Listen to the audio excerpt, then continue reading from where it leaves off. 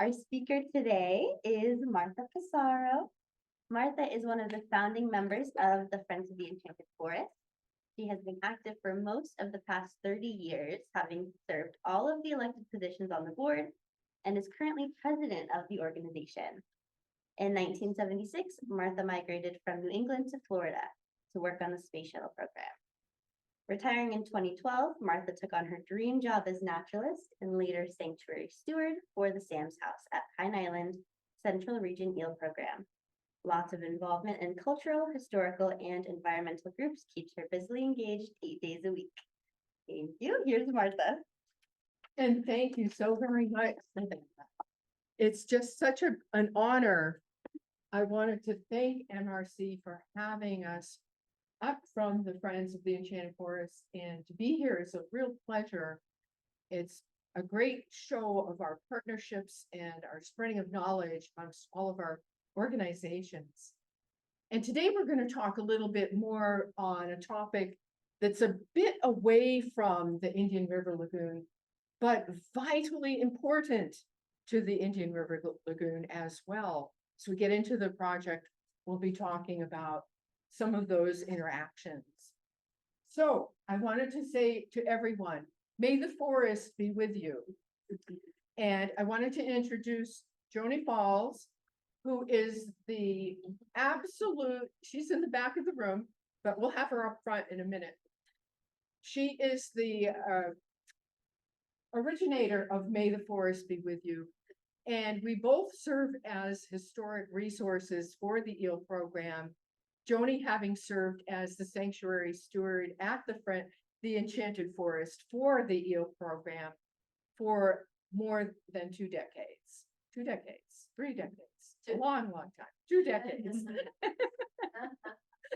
And today we serve on the board of the Friends of the Enchanted Forest. So we're coming back from a post-pandemic kind of a shutdown to, hey, it's okay to come out and do things again.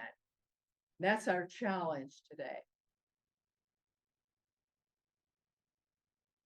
So a brief history of the Enchanted Forest will show us that this was the sanctuary that was first picked. It was, in fact, our very first flagship sanctuary for the EEL program. There was no EEL program when the small group of concerned citizens were trying to save this property.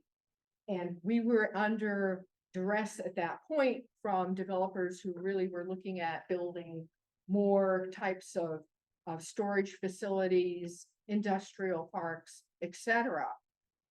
And because so many people came together with a scientific background to come in and describe this property as significant, not only for the flora that existed there, but the fauna and indeed the land itself. We're very fortunate to have a little bit over 470 acres right now. And that's just a small portion of what the EEL program has grown to do. By 1990, the EEL program very wonderfully came together with us, and we were able to purchase this property with the help of the Nature Conservancy, and then later on, our referendum that we first passed to tax ourselves with the ad valorem tax to save the properties that we could here in Brevard County. So we had a keen eye on the land.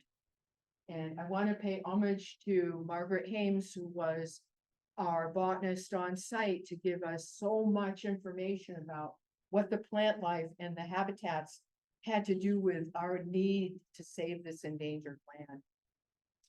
And we now see 27,000 acres approximately, and maybe 72 miles of trails.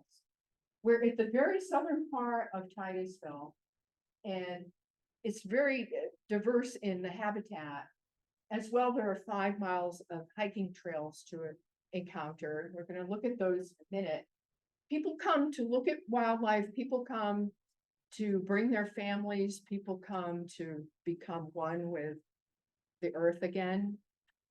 I know forest bathing is a term that we've heard, but actually going out into the woods and walking and listening and looking and being a part of that time of your life in that forest is extremely important for all of us.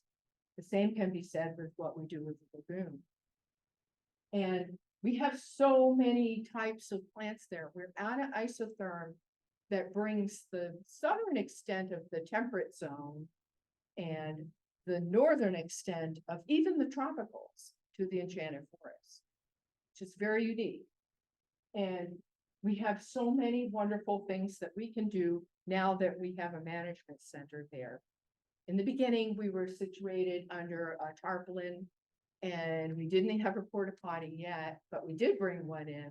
And now we're able to bring human beings to the forest in a way that they're comfortable. There are abilities for all and access for everyone. We want all people to be able to come. Now the program has grown, and Joni, Dana White, is going to come up and show us the entirety of the eel purchases to this day. And I think those at home, can you see this map? We will have these available for handout. One of the goals of this meeting is to get everybody to come up for a follow-on hike when we can, when the weather's nice, and we can grab this group again together, come out and actually see the stuff we're talking about here. So we can see the Enchanted Forest is about in that southern part of Titusville. And we've got 3 districts. We're a lot like the state. So we have a northern district, we have a central district, and a southern district. And each of them are distinct and unique and important in their own ways. But we're going to talk about the Enchanted Forest today. Later on, we'll hit all the other sanctuaries and get to all of them, hopefully, because you can't miss any of them. They're fabulous. Thank you, Joni. And now we are going to head on to the actual Enchanted Forest. This is an overall map of the forest and the lands that we know now and their specific habitats. So what we're looking at on the map are some of the features of this forest by the colored zones that we have. But the most important thing I wanted to point out to everybody is that we have trails and human access on basically the lower southern portion of this habitat. And that is the purpose for conservation is keeping the northern end free from people, free from access, and least disturbed as possible. But it's a beautiful set of property where we have interaction with lots of different animals. I had a visitor come in this Sunday after hiking, and he showed us a video of a beautiful mother deer and then the little fawn jumping out on trail, following her down the trail.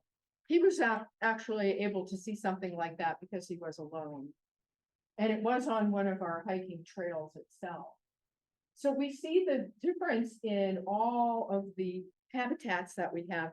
The most important part of this particular sanctuary and why we were able to really drag TNC into discovering it as something that was worthy of purchase is the yellow area where we have our most high elevation wise and our most dry rain wise of all of the habitats. That's our xeric hammock, and it's comprised of a very ancient coastal ridge.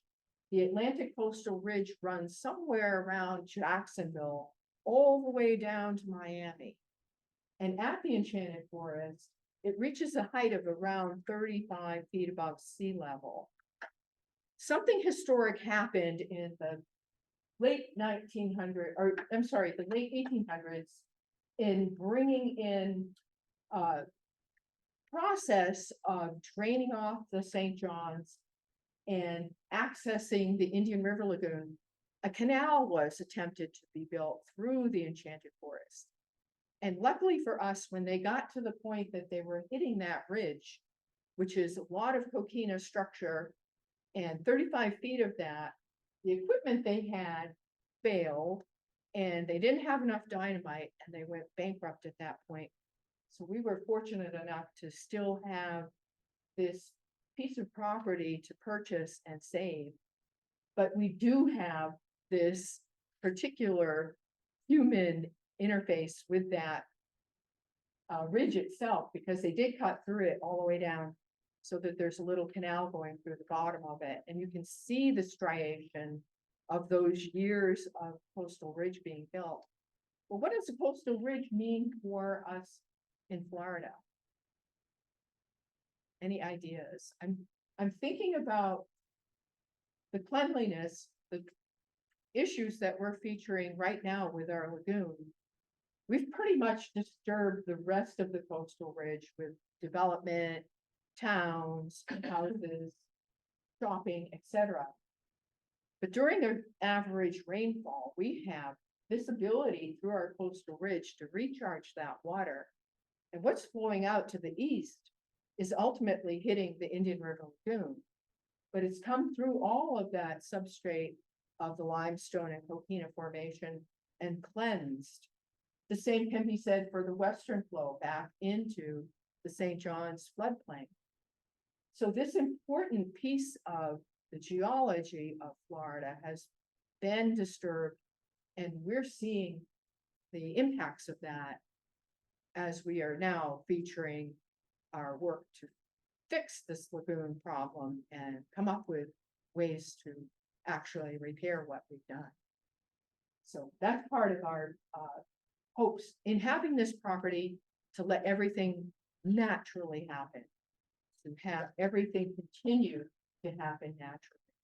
And so we understand the land, we understand its purpose, and we understand the interrelationships of all of this property.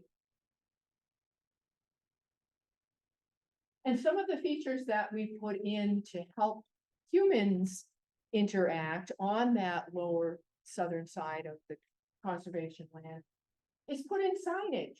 So off of the road, 405 is the main thoroughfare, Columbia Boulevard, and people zoom by there to go to the Space Center, to go over to Orlando, to go wherever they're headed, and they sometimes were passing by our sign. So we came up with something that was very, I would have to say it's organic. The design is incorporating some of the habitats and showing some of the symbols that talk about what a sanctuary is going to be for the people who are coming in. And this attracts the casual driver. We'll see a lot of people come in and say, oh, I just saw the sign, so I wanted to see what this was. And in order to make that a more enjoyable visit for everybody, the sanctuary management building was built back in the early 1900s, and not early 1900s.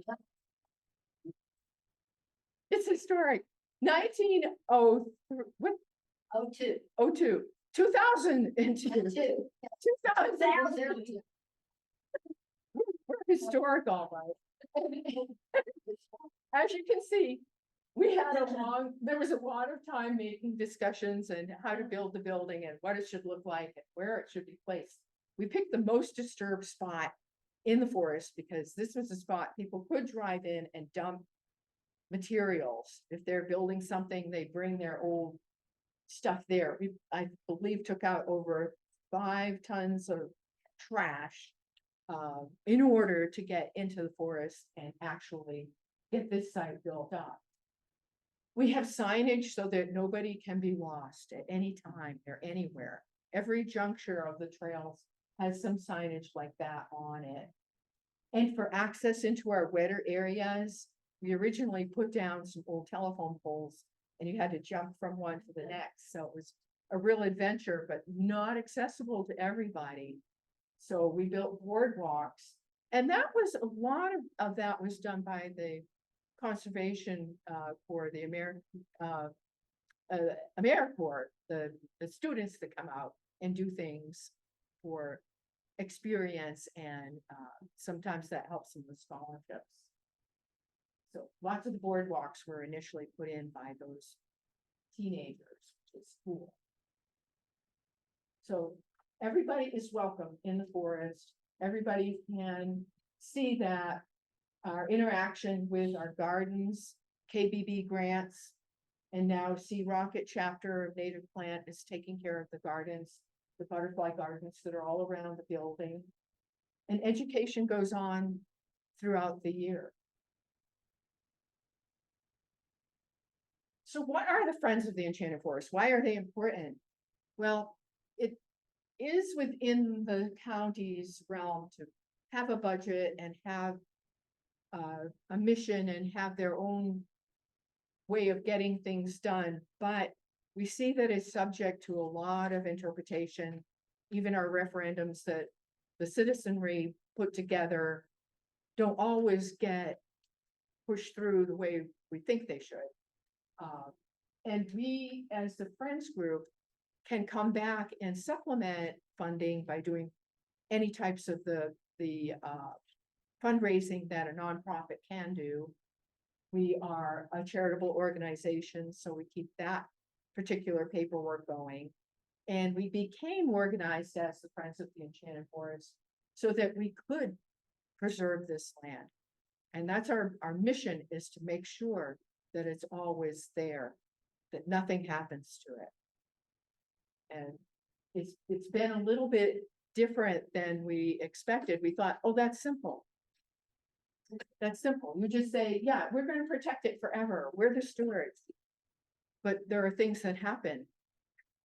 There are those that have different ideas. And we as an organization have to stay in touch with what's going on and make sure that these missions and visions and strategies are followed.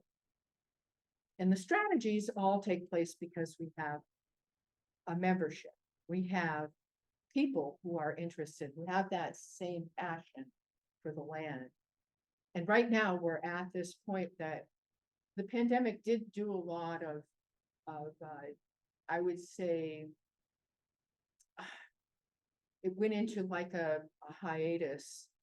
People didn't come out. We weren't allowed out for a while. And then when we could come back, nobody was really comfortable in being in a building or together in big groups. And now we're feeling like that's coming back to a healthy time frame that we can spend time together. And we're really looking to build our membership and bring those who love the forest, who love being out of doors, to the out of doors for experiences and fun times in the forest. And we try and do that through programs and a lot of the hikes that we put together. But we have a small resource and we're really looking to build that at this time. So that's our biggest challenge at this point. In our coming back to the programs and bringing people in, we really got started in earnest in January of 23 and started bringing all the people together and working with the EEL program to partner some of the things they could do. So this is just an example of things that we did and how many people were coming. And we're looking forward to doing some of those things again, like another race that's going to be scheduled for September 15th. And we've done our Earth Day events and we've done our Creepy Crawly Critters events, which are so much fun.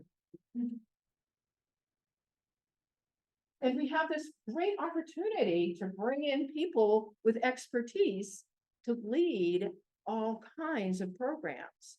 Here we had Lois Harris, who was a past president for the Sea Rocket chapter, do an outdoor program and talk to people about how to propagate and what they can do in their yards. We had a huge turnout for that. And I do have today with me, and everybody is welcome to come and pick up some of the seed packages that Lois put together for us for that program. There's some different plants that we would normally see that are in the packages. But all the information for them are on the outside. And please feel free to take some For those of you that are at home, we'll have them back at the forest in the shop. So anybody that comes by and says, I saw you on that broadcast, where are these seeds? Come and see me. I'm there on Sundays. Okay. So this is all the folks that came. Some of them might be friends that you recognize. And we had a lot of fun with that. We also want to cater to families, so we have some very talented people who are musicians. They put together a fabulous program, and we see Joni working with the puppets and all of the children. This was another fabulous day of working some of the tunes that we might know into environmental stories that the children can envision and then play act the different aspects of that song. The one she was doing there was about pollinators. So there's a little bee flying around. And then we work with groups of organized students and scouts, church groups, different organizations that need to have a program or maybe working on badges. This one was an interesting project because it came along with a research program that we're doing now for Tillandsia utriculata. And the scouts were able to meet with us a couple of times, and they came up with a nice science board on their own about how they could interact to help with this research project. And we took 2 or 3 field trips with them. I think the most important part of this for me was when we had an interaction with one of the families that a granddaughter of one of our past, who is not longer with us, Suzanne Myers, her granddaughter, and I'm going to point to her with the little puppy dog, was there with her parents. So I had Suzanne's son and then her granddaughter there with me in the forest. So it's like there's this legacy of people, and we are making those messages known. And it isn't just about who's new to the area. There's a lot of interest with everybody who has been here for a while and loves the forest. They don't leave it. Can't leave the forest. Other fabulous things we do are crafty. We have this fabulous teacher in, I'm going to point to her, but she's wearing the tights and has this terrible picture. I apologize. One where her back is to us. Yvette does pine needle basketry and other crafts, and we're so lucky to have her come in.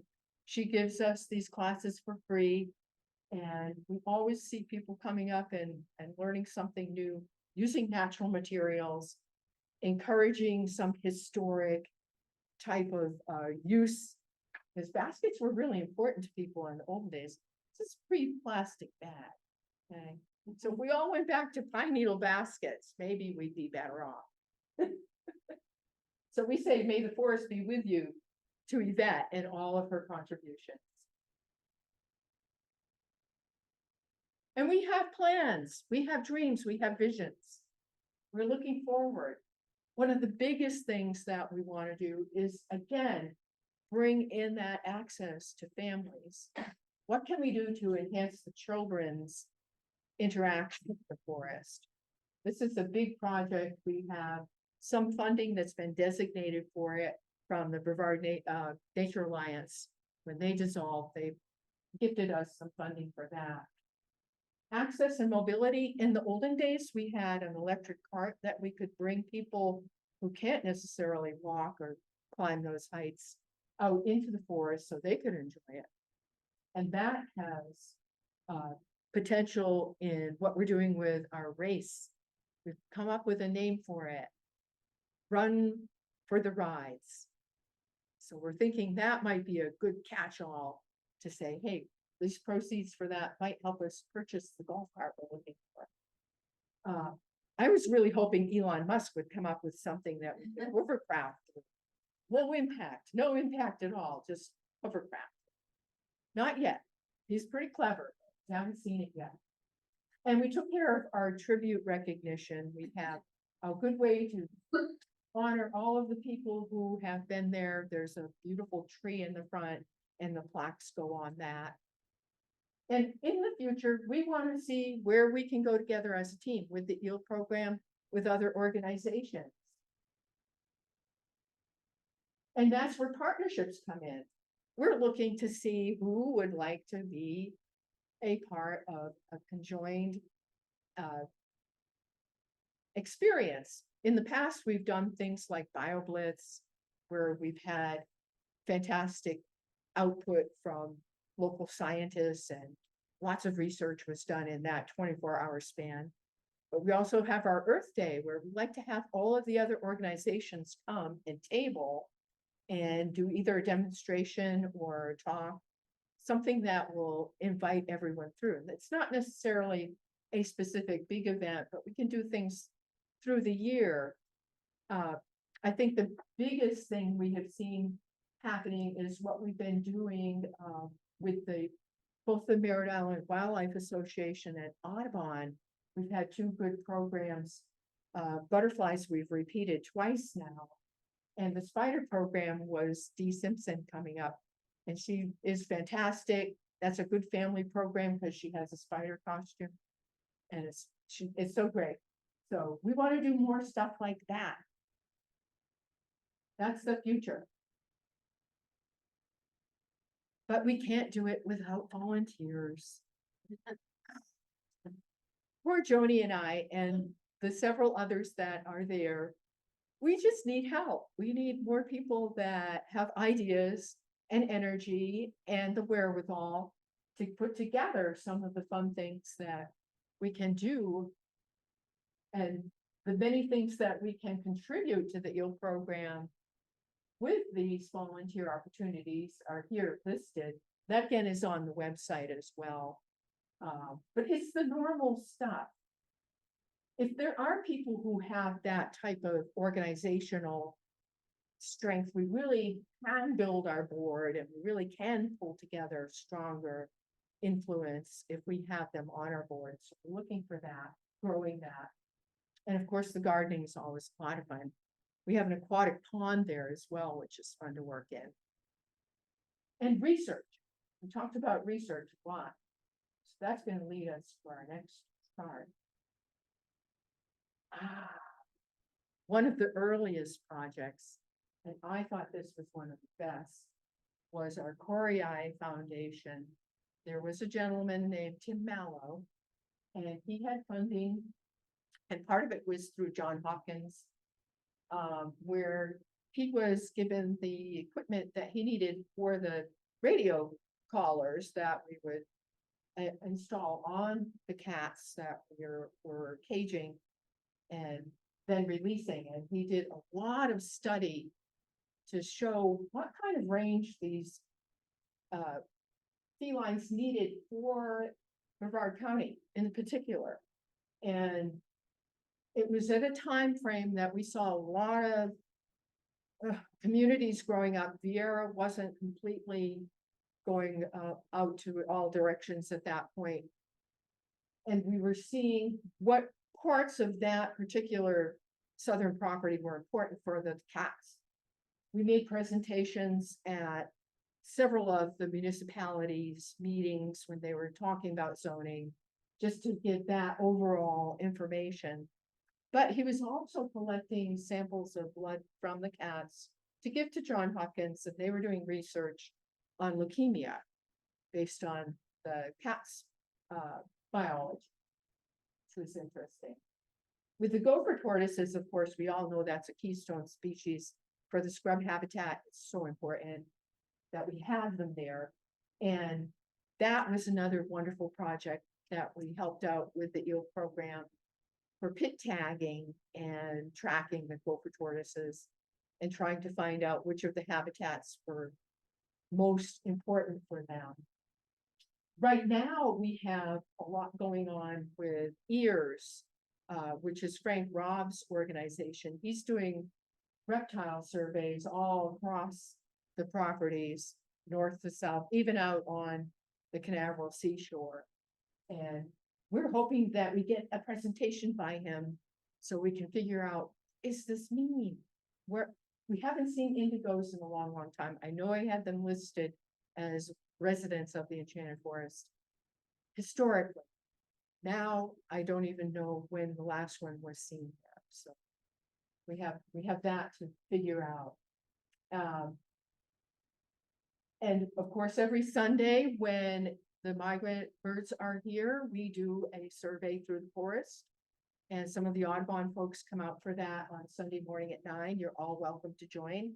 But right now, they've all migrated.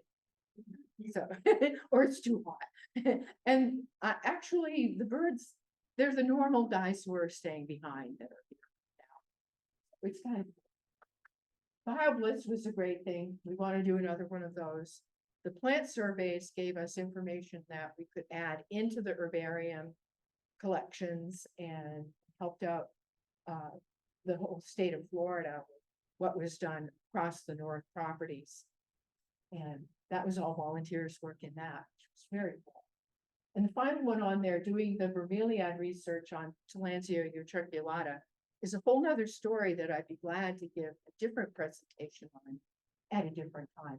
So that's a whole story in itself. And so we have to ask, do you all feel it? May the forest be with you.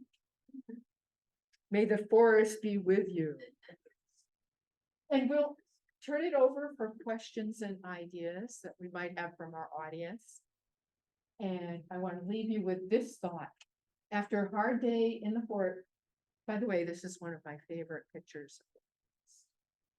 This was a sunset, and it was just this beautiful.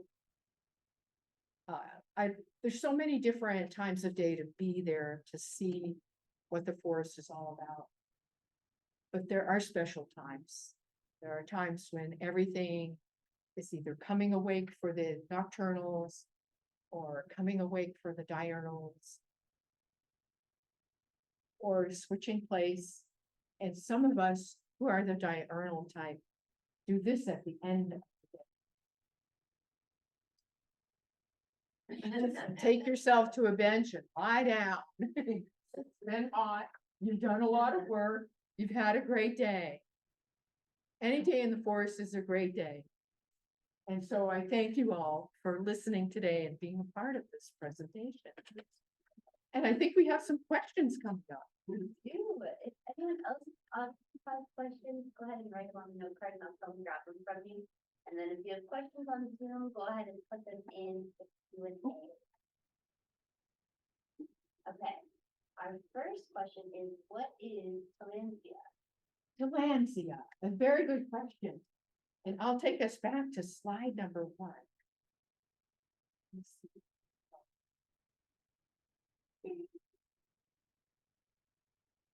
Oh, can you go there fast?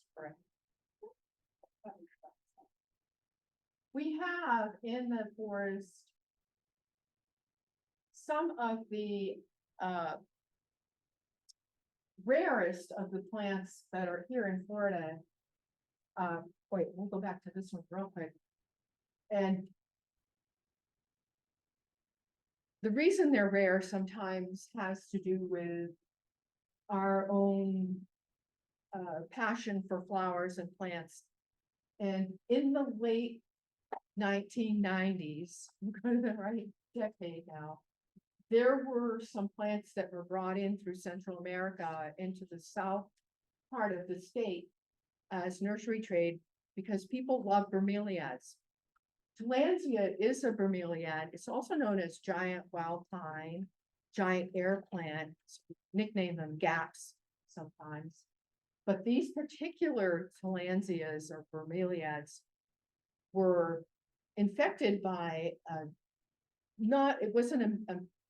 they didn't mean to bring in this particular weevil, but it came in and it found the plants as a fantastic host for the entire life cycle.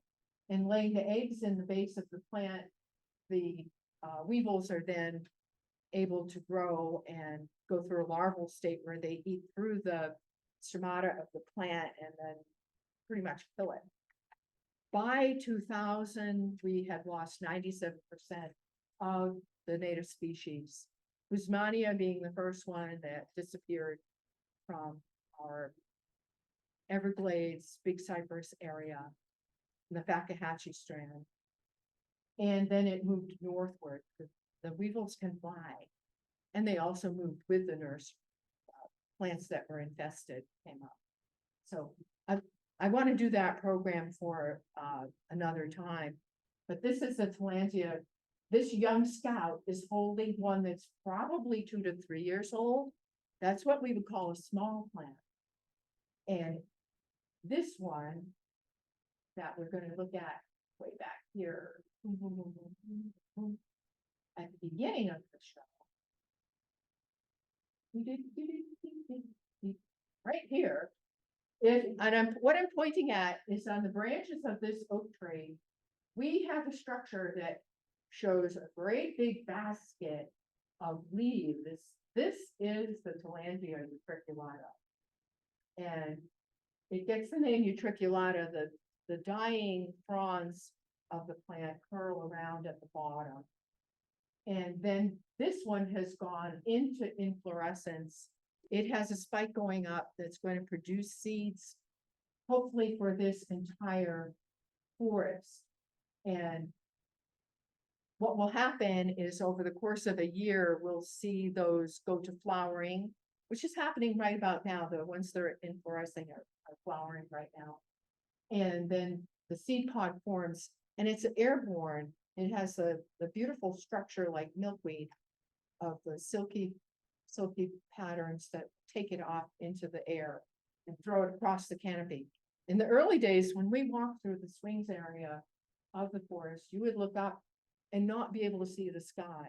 There were that many giant air plants in the tops of the canopy structure. And we were noticing that we had a different climate there as well. It's nice and cool. With the infestation coming to the forest, we see that there's a lot of sky now. It's changed dramatically. Researchers came from University of Florida and worked with them. Right now we're in a conservation phase, and we have cages, and we've been working with native plant to make sure that we're staying on top of grabbing the plants that are viable and able to come, and also looking for the weevils and taking them out, but taking the plants that are viable and making sure they go to seed. And then we get to disperse the seeds. That's one of the fun things. So they used to be everywhere. Now they're rarely there. So we're trying to keep them there. And trying to work across the state. We have a sister project at the Carlton Reserve. Some work's being done at Selby Gardens with the seeds, and some work's being done at Naples Botanical Garden. We'll talk more about that. Another question. Okay, we have a question from Zoom. How far have the friends come back from the pre-COVID days in terms of interest, support, etc.? I would say that pre-COVID, we probably had a membership of around 150, and right now I'm at 37. So this is one of the major issues. The problem there is we're trying to bring back the fun things that we can do to make it interesting for people to be there. The population is definitely visiting the forest. On any Saturday or Sunday, we have 4 or 5 pages of visitation filled up. There's that many people that are coming. It's just enormously popular. It's one of the things that people can do with their family. And a lot of it is a return visit from our students who've been there on field trips. They bring their families on weekends.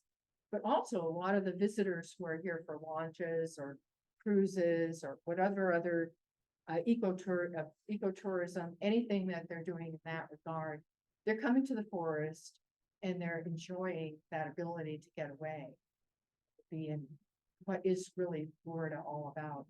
And we see it. And yes, it's there. What are the hours and days it is open and what is the cost?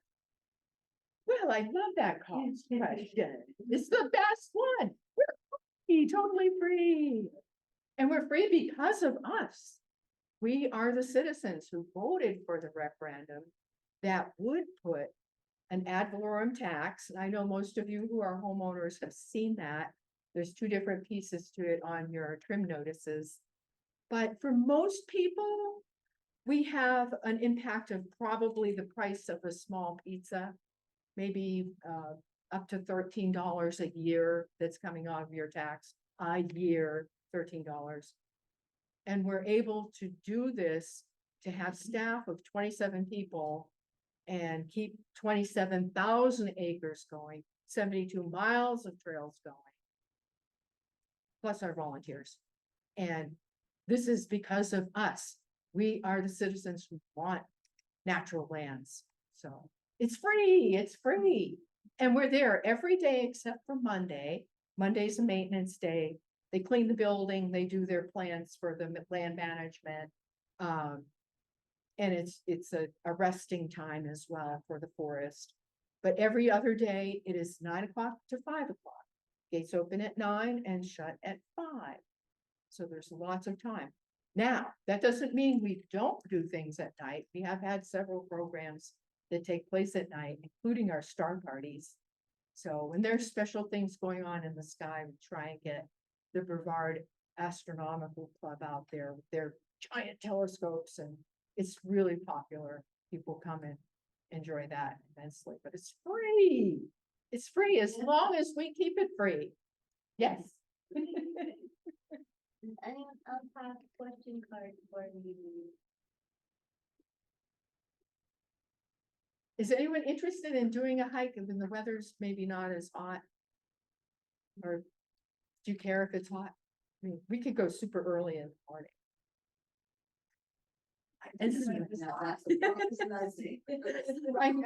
I know, I think today was the last of the Zephyr days that we were having, and then it's gonna get back to summer senior and baking, and it might not be as comfortable to be out there. We'll look at a time frame that we can all meet up there and go. And I've heard weekends and Sundays might be the best. That's definitely the best for me. And I'm looking forward to having everybody on the trails and in the forest. Thank you so much.